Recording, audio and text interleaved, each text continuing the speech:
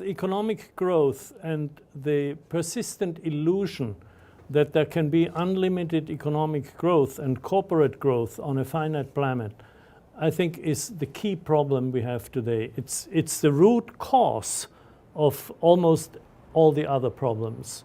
I've come to this conclusion. And it is both a question of perception and a question of values.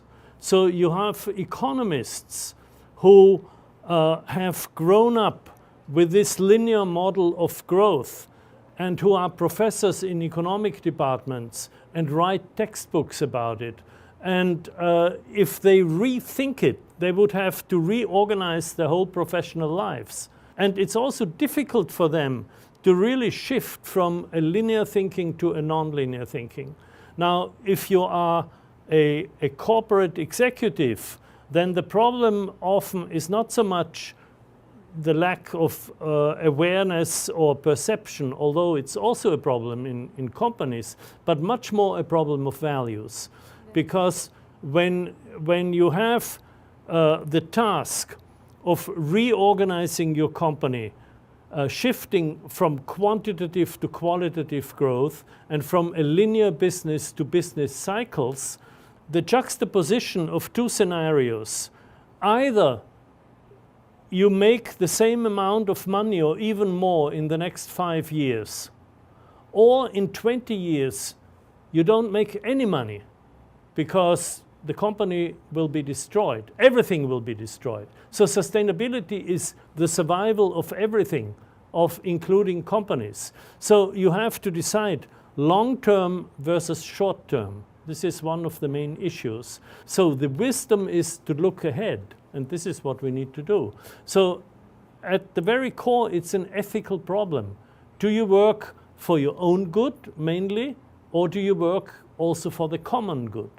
The ethics is always working for the common good.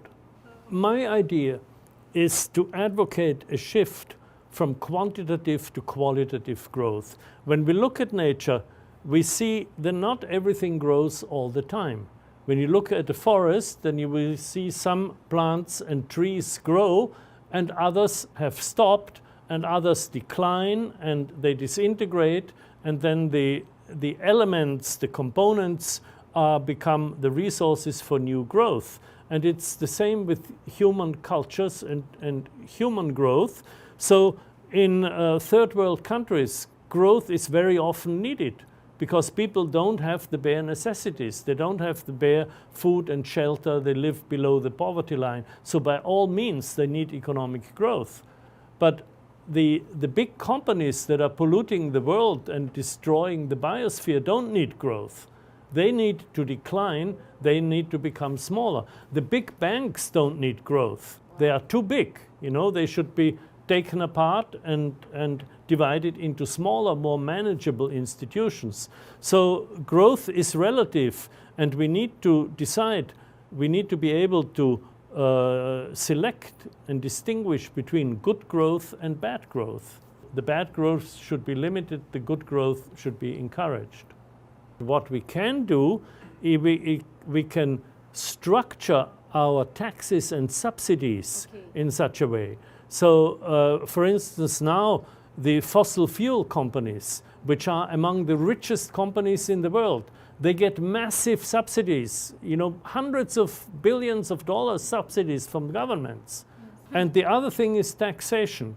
You see, if you tax raw materials, and if you tax energy, for example, if you tax carbon, then this is a natural incentive to switch to renewable energies, because producing with fossil fuels will be too expensive and the profit margin shrinks. So you can work with profit, but you set up constraints and environments in which it becomes profitable to make business in a sound, sustainable way.